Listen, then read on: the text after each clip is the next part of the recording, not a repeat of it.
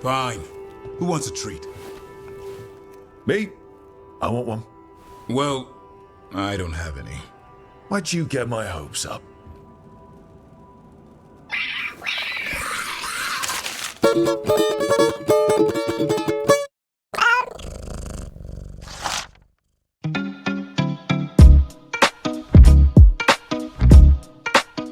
Dragon Age the Veilguard is a game. At least for me, it's not the worst thing that has happened to the world since the Black Plague, nor is it the return of the King and the Jedi hand in hand, but saying either of those things seems to generate more clicks. I think it's a good game, a decent one, but a questionable Dragon Age. When it comes to gameplay, they finally achieved good action combat, something they had been awkwardly trying to do since the second game. I didn't encounter major bugs from day one, which sadly is something to value nowadays. It has excellent graphics, especially in its environments and hairstyles. It may sound silly, but like 90% of mods in the Dragon Age series are hairstyles. At least in this aspect, they seem to have understood what people wanted, and that's a good thing. While the graphics are good, there are some design changes that might raise an eyebrow, but I don't think they matter. It's not a franchise known for its consistency in design, so whether I like them or not, they will probably change them anyway. And Iron Bull's jaw will live on only in our memory. Should you play it? If you like action-adventure games, yes. If you like RPGs, there are better options. If you have a PhD in Dragon Age lore, definitely yes, as the game provides many answers to the foundational pillars of this universe. If you are afraid it's too woke for you, well, I think I no longer understand what woke means these days, but about 3% of this game deals with being trans or non-binary, and most of this content is optional. If that, for some reason, is too much for you, don't play it. How much should you pay for it? That question is always hard, as it depends on how much money you have. If you are on the Forbes ranking, just buy it. And buy Bioware too while you are at it, to save them from EA. If not, pay what you think is fair. It will probably go on sale soon anyway. Well, that's my overall opinion of the game. And if you don't agree, you're absolutely right too. I have been a Dragon Age fan for 15 years, with over 1000 hours of gameplay across the series, at least legally recorded. And I don't think that makes my opinion more valid than yours or anyone else's. Quite the opposite. I think in my case, it speaks to how little objective I will be in this video, because I simply can't hate this series or feel disillusioned enough to give up on it. In this video, I don't come to destroy but to build. Well, maybe I'll destroy a little. Perhaps more than a little. But I will use those pieces to build. I believe the real issue with this game isn't in the way the dialogues are written, the gender themes it addresses, or how many decisions you make compared to Baldur's Gate 3. I think my only major conflict with this game lies in something deeper. Something that started to form in my head on June 6, 2024, when Dragon Age changed its name and Dreadwolf became a ghost. Before continuing, spoilers are coming. A lot. I tried to avoid them as much as possible, but after reading the script, I realized I'm terrible at keeping secrets. That's it. Spoilers. Thanks.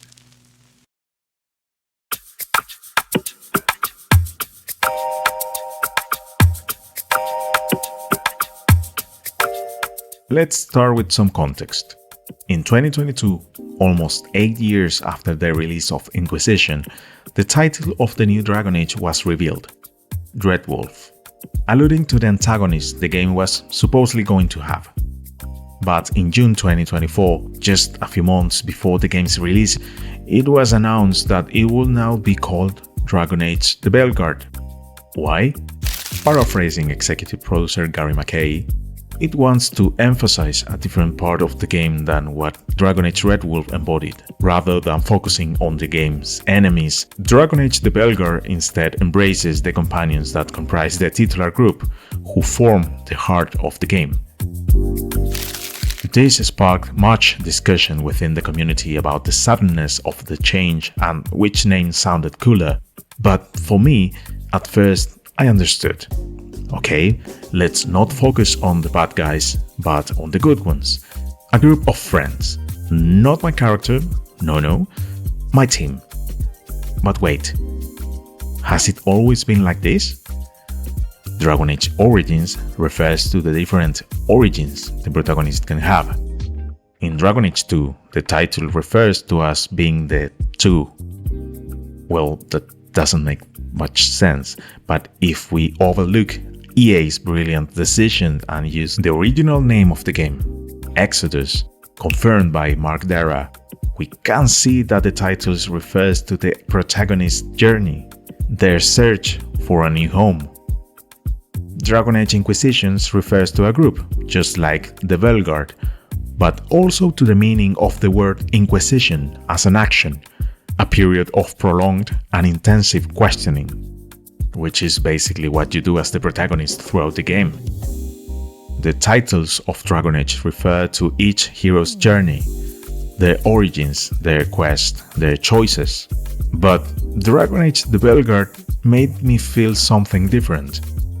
What role we were going to play through our character besides being part of this group? What will motivate us? Who is the protagonist? These were questions that started swirling in my head, but it didn't matter. It had been almost 10 years of waiting. They could have called it Dragon Age The Rise of Skywalker, and I would have played anyway.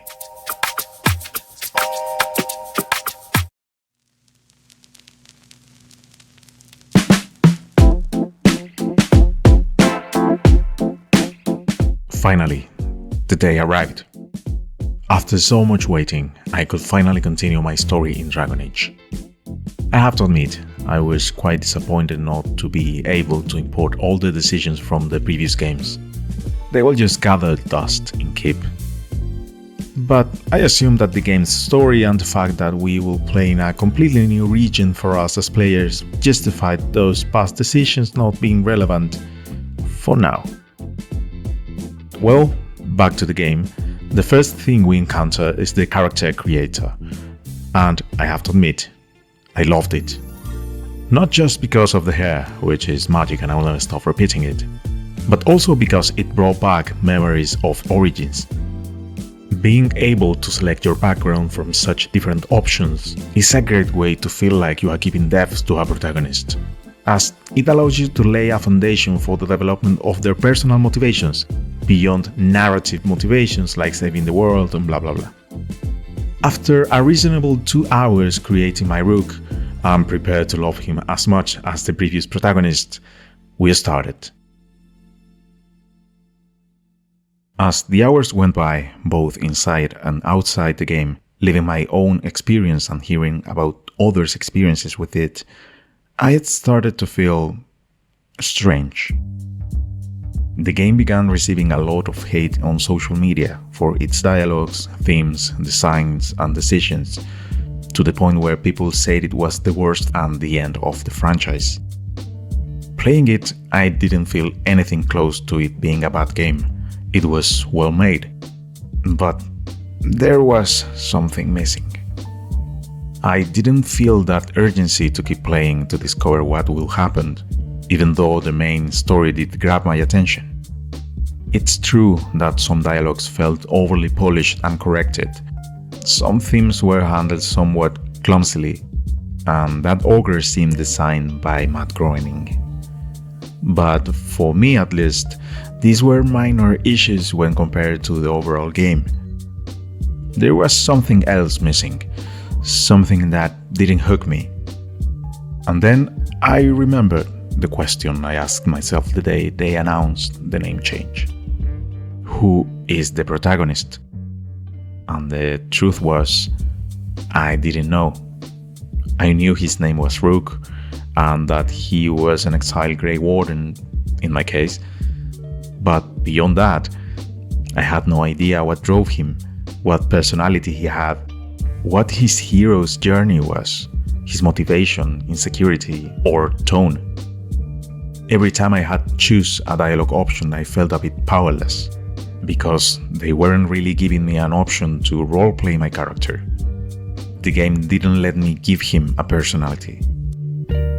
This made it hard for me to sit down and play. The story had me hooked, but I felt uncomfortable with the position from which I was experiencing it.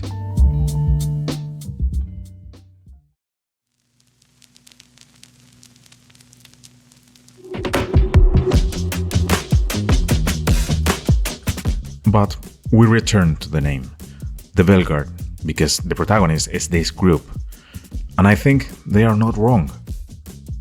As you progress through their stories, you can see much more depth and development in them than in your character.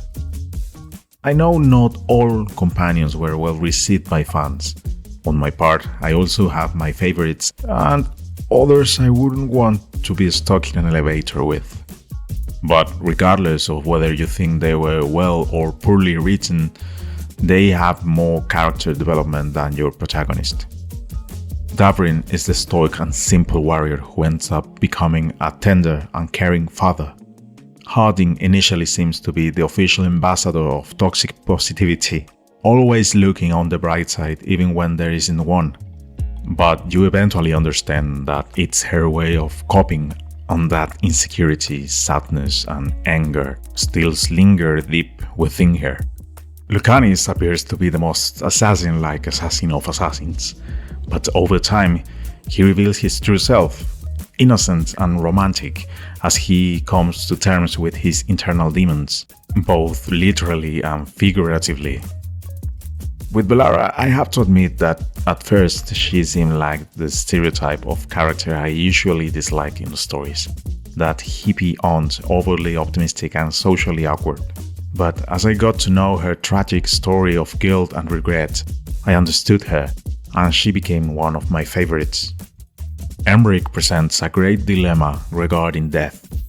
On the one hand, he understands it and relates to it in a friendly, even familiar way. But on the other hand, he fears it. His final decision revolves around this philosophical dilemma we face every day.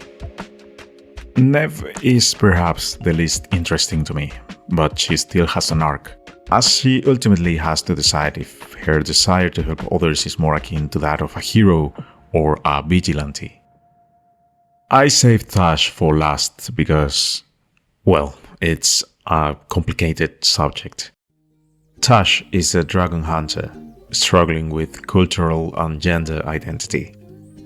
Some people have been bothered by this character because of the themes it touches upon, others because of how they are addressed, and others simply don't like it.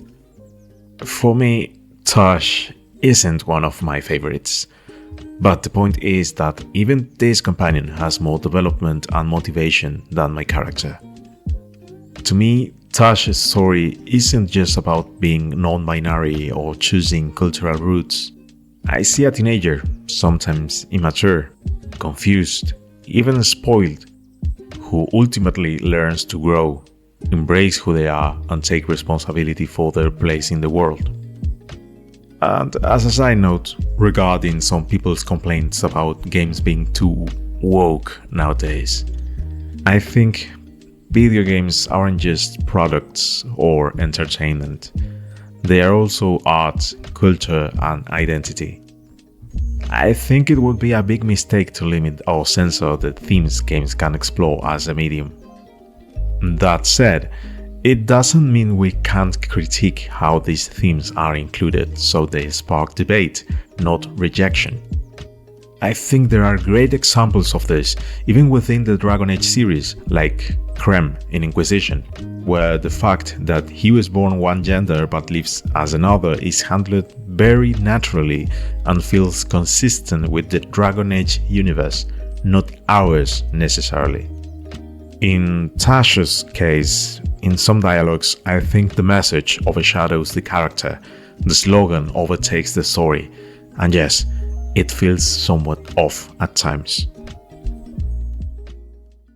Anyway, stepping out of this minefield no one asked me to wander into, I think we can sit down and critique how much better or worse Veilguard's dialogues are compared to the series. I do agree that some feel unnatural, sometimes overly proper, but saying all the dialogues are like that will be unfair. There is good writing, especially towards the end, where the story resolves and your companions reach their moments of realization. But you don't. Rook always says the right thing. So perfect that it sometimes feels fake, less human. And yes, in theory the game gives you tonal options for how to say things, but they vary so little that they don't allow you to roleplay your character.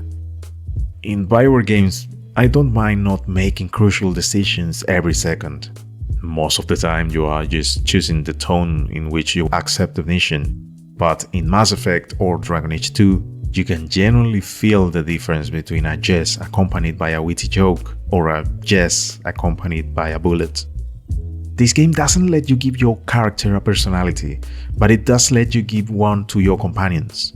They have internal conflicts and even small conflicts among themselves, but never with you. Indeed, it's called Dragon Age the Veilguard because they feel more like the protagonists, and it's not just evident in the dialogues.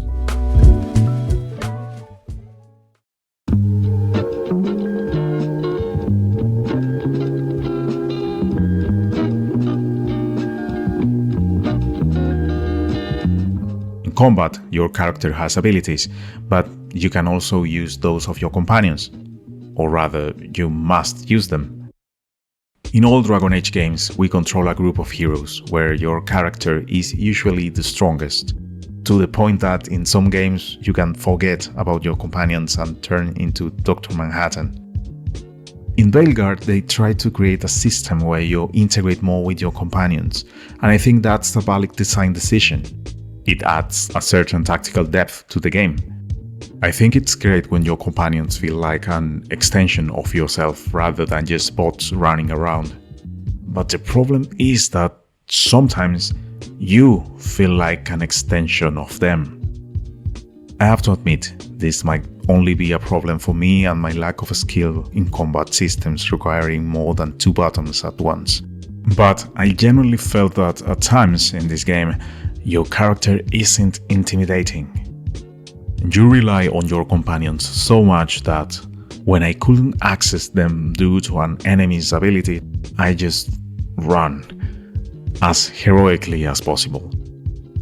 Maybe it was my mistake playing on the hardest difficulty when I know I'm not good at this type of gameplay. But by the time I realized this, it was too late, because once you choose the hardest difficulty, you can't change it. Obviously, as I progressed, I became stronger, but I never reached that point where I felt like John Wick, which I did feel in the other Dragon Age games. I don't think it's necessary to reach that point in every game. In fact, it's valid that in Veilguard they made the decision for your companions to be so important in combat. But combining this with your character's lack of personality accentuated my feeling of not experiencing the game from the perspective of a protagonist.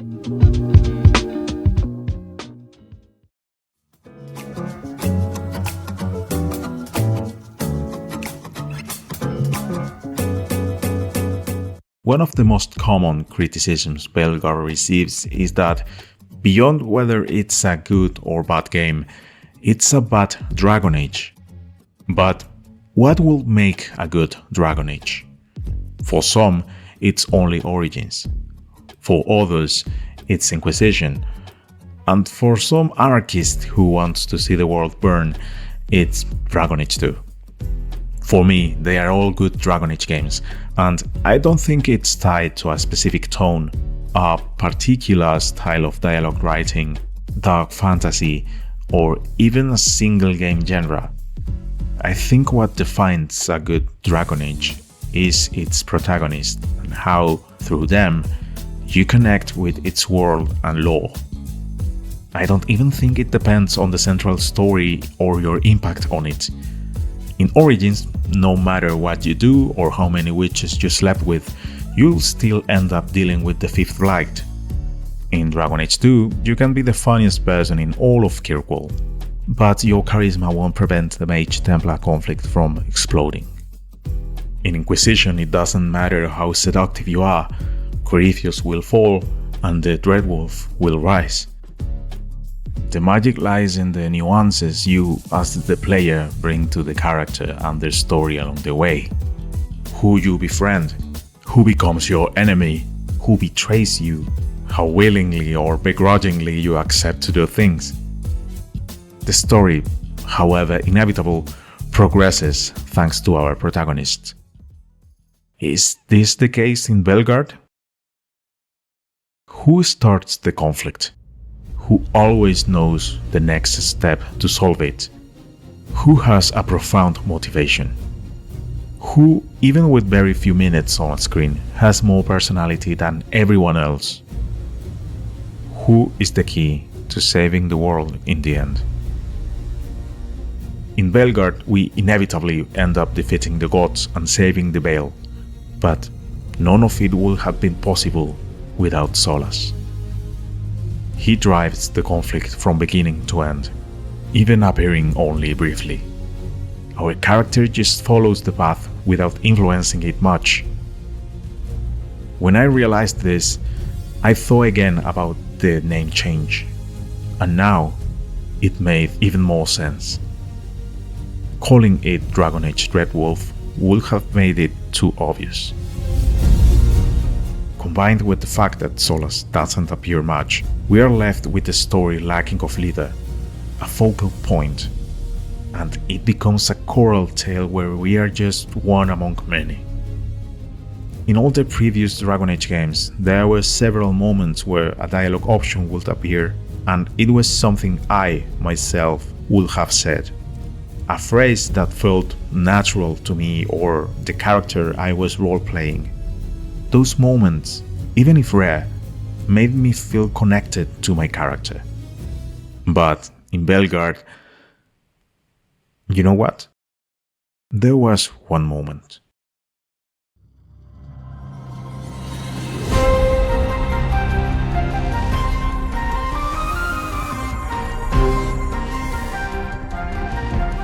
As soon as I started the mission that would lead to the game's finale, I felt a change. There was a sense of pressure, of urgency in our character. Our decisions began to carry weight and consequences. The final battle feels like a self-tribute by Bioware to the finale of Mass Effect 2, where you have to decide which companion will handle each task, and their fate depends on how much you help them with their issues throughout the game. It's also a tribute to the ending of Dragon Age Origins, where your past decisions impact the strength of the factions that assist you. Even the Dreadwolf offers his help. This part of the game, to me, showcases what Bioware does better than anyone else, making you feel like the hero of your story. Even during the section where you go through the Fade, the complexity of the character finally develops. A character with insecurities who feels the weight of their decisions. The relationship between the protagonist and Varric felt a bit forced to me, but I must admit that final conversation moved me because of the connection we as players have with him after 3 games and many years. When I finished, I was left with a good feeling, but also some frustration. Why wait until the last 3 hours of the game to make you feel like the protagonist?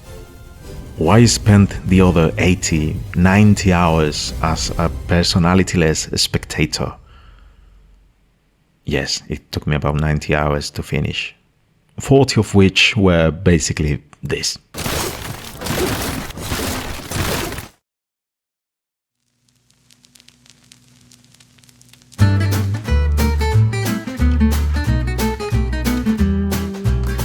I think Dragon Age: The Veilguard reflects some of the typical issues Western narratives sometimes fall into, making the story overly dependent on the central conflict and its final resolution, and the protagonist lacking evolution or personality.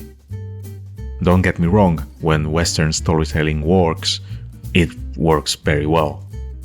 In Fast and Furious, from the 1st to the 27th, Toretto doesn't evolve much as a character, but he has a defined personality. So, each movie just needs to put him in an attractive central conflict, increasingly absurd, and it works. I may like it or not, but I can't deny it works, because the weight lies in placing this character with personality into an exciting conflict. Stealing a car, saving the world from a virus, traveling through time and teaching Tyrannosaurs about the value of family, and so on. Returning to the world of video games, we see this in Mass Effect 2. Shepard doesn't evolve much as a character, but adopts an attractive personality chosen by the player, whether more paragon, renegade, or neutral. This character is then placed in a series of interesting conflicts. But why doesn't it work for me in Veilguard? We return to the initial question: who is the protagonist?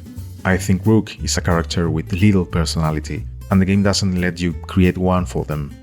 As a result, we face a game whose central story depends heavily on the ending, and the path to it becomes a bit tedious, because we experience it through a flat character we can't truly control. I don't think this makes the game unplayable or the worst thing ever, but for anyone who has played the previous Dragon Age games, it can be frustrating, because it's inevitable to compare it to all the other protagonists in the series. That sense of powerlessness from having no control can break immersion at times, making us notice the cracks more, which can lead to being bothered by more things. But, well, I said I also came to build, and I think it's time to step up. The easy solution will be to say that Veilguard should have been a completely different game because everything is wrong. But I don't think that's the case. If it had set aside the typical Western Disney storytelling and borrowed some elements from Eastern storytelling, it could have told the same story, but in a way where the journey was just as good or better than the ending. Yes, I'm going to talk about video games and anime now. I think Kojima will be proud.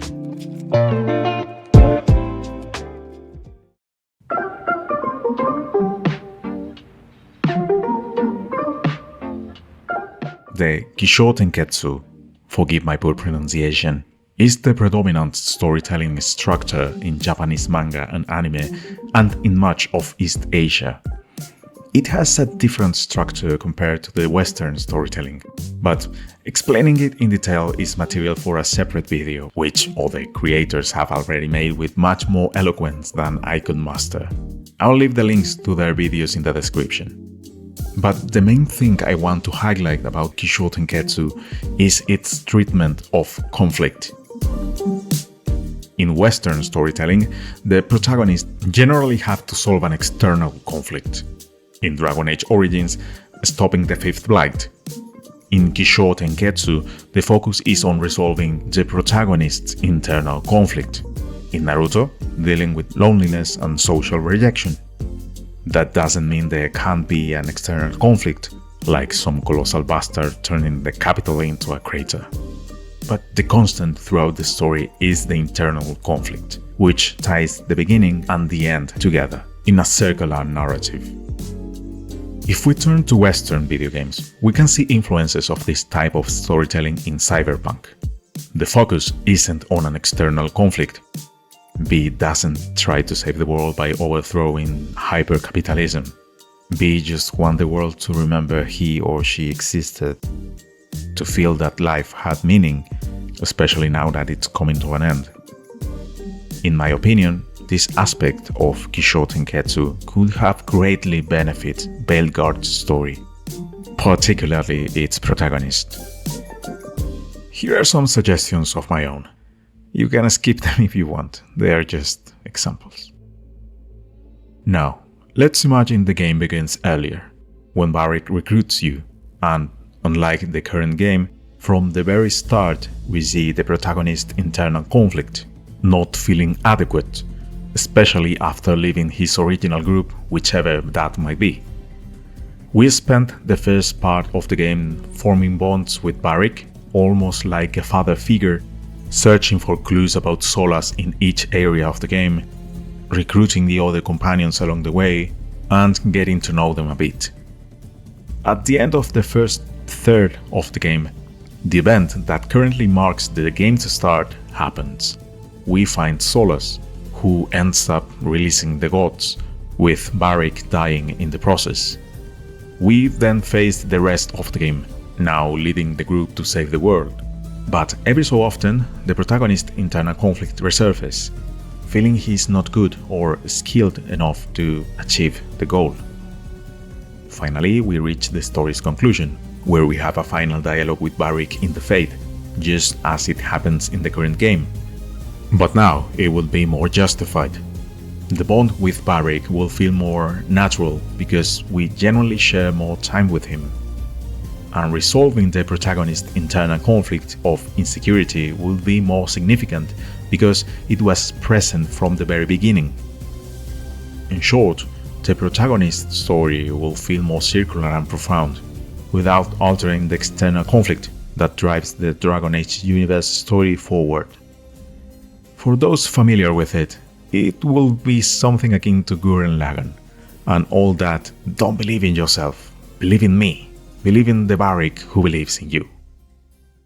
Another simpler approach could paradoxically involve giving Solas more dialogue. By adding more moments of conversation between Rook and Solas, both in meditations and as a mental voice, Solas could constantly expose the insecurities and internal conflicts Rook feels, while also establishing stronger parallels between our character and the Dreadwolf. After all, we are trying to accomplish what he couldn't: killing the gods. Over the course of the game, small decisions could lead you to pursue your goal by following Solas' path, manipulating and using your companions, or by creating your own, understanding and collaborating with them. This could even make the game's original title, Dreadwolf, make much more sense. In the end, it will refer to either Solas or Rook, as we follow his legacy to achieve what he couldn't. But anyway, I'm sure there are countless better ways to apply Kishotenketsu to Veilguard. After all, I have watched many hours of anime, but not more than of Tokyo Drift. What's important is that I believe the stories in Dragon Age are unique because they let us experience them through an interesting protagonist and their relationship with others.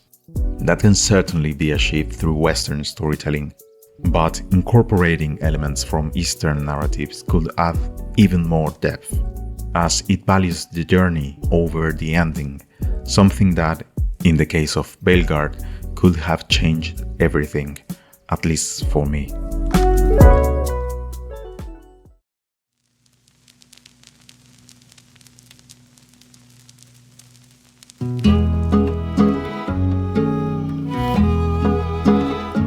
In conclusion, I think this is the Dragon Age furthest from Origins, without a doubt. But we must stop assuming that's inherently bad. Change, evolution, and experimentation are good, even if they sometimes fail in certain aspects.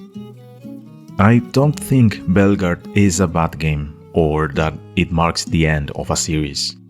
I simply think there are certain things, perhaps many for some, that could have been done better, and that we need to discuss them, looking forward to change them, rather than just saying everything is bad and closing the book. I feel there was some overreaction around this game, and I understand it, after so many years of waiting, with so many great games in between. But I also understand that Bioware, since Dragon Age 2, has been making games despite EA, trying to create meaningful experiences for fans of its lore, while also thinking about attracting a broader audience to meet absurd sales goals. That pressure in any industry stifles creativity, because even with the best intentions, decisions are made out of fear. In Veilguard, there were several moments that showed me Bioware is still there, fighting to fulfill its vision, like the game's ending or the stories of Emmerich, Davrin or Bellara. Personally, I replay the entire series almost every year, and from now on, that will include Veilguard. Surely next year I'll see something different in it, feel it in another way or whatever, because that's what happened to me with the other Dragon Age games. Each playthrough I find something new, or see the same thing in a different light. And yes, I understand that this game isn't enough. Not for Bioware. Much more is expected of them. And how could it not be after the stories they have given us? That's precisely why I can't be objective. Today, absolutely from the heart rather than the mind, I choose to have faith in what's to come. Veilguard might not be what some expected, but it's a good game technically speaking.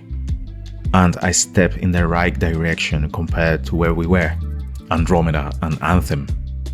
Whether we like action combat more than tactical RPGs or not, it's clear that this gameplay is what they have wanted to achieve for a long time. And I think it works well, save from the perspective of someone who much prefers classic RPGs. Having nailed this aspect gives them a foundation to redirect efforts towards other areas in a potential future game. Narratively, this installment resolves many conflicts while also destroying almost everything, leaving the world partially reset. This gives the team creative freedom, which they must use wisely. I believe a future Dragon Age can and should be better. In short, some say Veilguard is the worst, while others believe it's the best, and perhaps they are all right in their own way. But I think that somewhere between all those absolutist opinions, the truth is that most of us are left with the feeling that it's a good game well above the industry average that could have been so much more. Because good isn't enough for Dragon Age. As a fan of this universe, Veilguard made me feel many things, both good and bad. And honestly, I'm not sure which prevailed. But I do know this. I will return. I'll return to this game and uncover everything it has to offer. And I'll return for the next Dragon Age. Even if I have to wait another 10 or 20 years.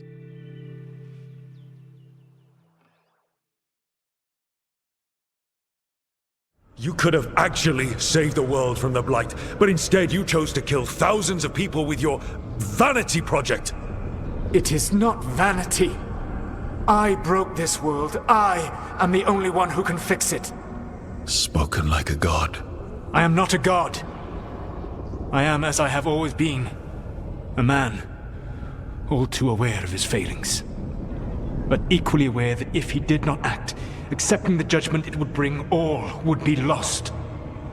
They call me the Dreadwolf. What will they call you when this is over?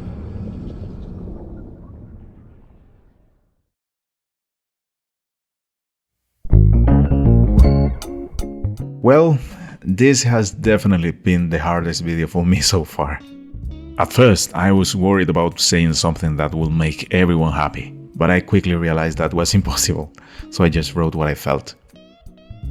And you, what would you improve about Veilguard? Or about Bioware as a developer? Or about EA as a publisher? Leave it in the comments and let's discuss, because only by destroying we will not achieve anything. In any case, I sincerely hope this video was worth your time and really thank you for stopping by. You can also subscribe and give it a like if you want, and if not, it's okay. Maybe next time. Take care, don't stay up too late, drink water and all that stuff. See you in the next video. Bye.